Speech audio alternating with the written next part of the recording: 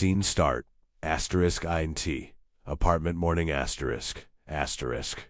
Asterisk asterisk. The scene opens on a man, Mark, in his mid-30s, standing in his sunlit kitchen. He picks up his wallet from the counter, flips it open, and a look of mild surprise crosses his face. He turns it upside down, but nothing falls out. It's completely empty. He sighs, then glances at his smartphone sitting next to the wallet. A determined expression forms as he picks up the phone, gives a firm nod, and pockets it. He grabs his keys and heads for the door. A silent challenge accepted. Sim, voiceover, sing. Imagine waking up to a world where the paper in your wallet is worthless, not because of economic collapse, but by choice. Today, Mark is embarking on a personal experiment to navigate the urban jungle for a full day armed with nothing but his smartphone. No cash, no cards, just the promise of digital convenience. He thinks it'll be a breeze. After all, we live in the future, don't we? But the future, he's about to find out, isn't evenly distributed. His journey begins with the most essential ritual of modern life, the morning coffee. Ext. Coffee shop, morning asterisk. Mark walks confidently up to a small, charming, independently owned coffee shop. The smell of roasted beans wafts out. Inside, he orders a latte. When the barista tells him the total, he cheerfully holds up his phone. Mark smiling. Can I tap to pay? The barista, a young woman, shakes her head apologetically, pointing to a small, handwritten sign on the cash register. Cash only. Mark's smile falters. Dejected, he leaves the cafe, the scent of coffee marking him. A montage follows. Mark walking, looking determined. He passes another small bakery, sees a similar cash-only sign, and walks on. Finally, he spots the familiar green logo of a large coffee chain. He enters, orders, and triumphantly taps his phone on the card reader. The machine beeps in confirmation. He takes his cup, a small victory in his hands. Sing, voiceover, sing. The first hurdle appears sooner than expected. The small local businesses that give the city its character are often the last bastions of the cash economy. Denied his caffeine fix at his favorite spot, Mark is forced to seek refuge in the predictable arms of a corporate giant. Here the digital tap is king. He sips his latte, feeling a sense of modern superiority. But there's a nagging thought. Is this convenience worth sacrificing the soul of the city? The victory feels hollow, a trade-off he hadn't considered. The morning is won, but the day is far from over. Ext. Bus stop, city streets, afternoon The afternoon sun beats down. Mark stands at a bus stop, checking the transit app on his phone. The bus pulls up with a hiss of its air brakes. He boards, ready to tap his phone, but is met with an old-fashioned fare box with a slot for coins and bills. There's no card reader in sight. The driver gestures impatiently at the machine and shakes his head. Defeated again, Mark steps off the bus and watches it pull away. The next shot shows him walking along a busy road, his pace slowing.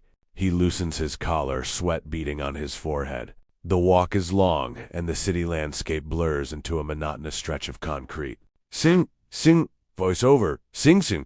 His post-lunch plan to zip across town via public transport hits a literal roadblock. The city's bus system, a lifeline for many, operates on a system that time-stamped itself in the last century. There's a profound irony in holding a device that can access the world's information but can't pay for a simple $2 bus fare.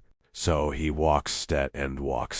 Under the unforgiving afternoon sun, the digital dream begins to feel like a digital delusion. Each step is a reminder of the gaps in our supposedly seamless new world. His phone, once a symbol of empowerment, is now just a clock, ticking down the minutes of his exhausting journey. Alleyway. Night sing.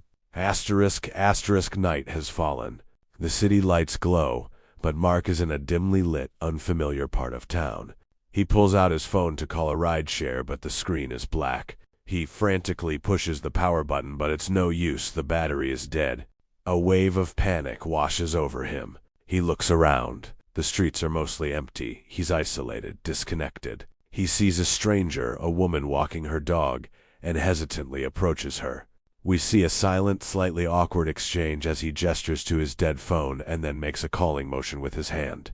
The stranger looks wary at first, but then her expression softens with understanding. She hands him her phone. Asterisk, asterisk, asterisk, asterisk, voiceover, asterisk, asterisk. And then the ultimate digital nightmare, the lifeline is severed. His phone, the key to his entire day, his wallet, his map, his connection to the world is now a useless brick of glass and metal. The city at night, once vibrant, now feels menacing and alien. In this moment of total technological failure, Mark is thrown back to a pre-digital age. He has to rely on the one thing he's been avoiding all day: human interaction. He must humble himself and ask for help from a complete stranger. It's a moment of vulnerability, a stark reminder that our greatest technologies are only as reliable as the power that feeds them. Asterisk, asterisk, Eint. Apartment late night, asterisk, asterisk. Asterisk, asterisk, Mark finally walks through his front door.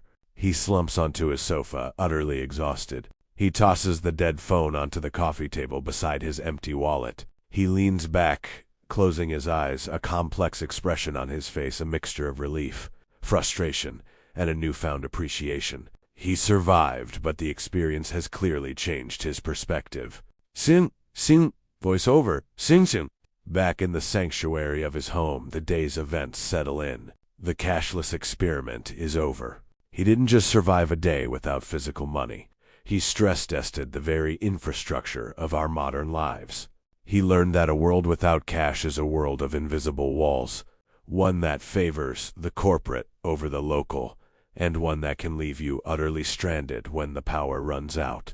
As he sits in the quiet of his apartment, he understands that while the future may be digital, our present is still deeply, inconveniently, and perhaps beautifully human.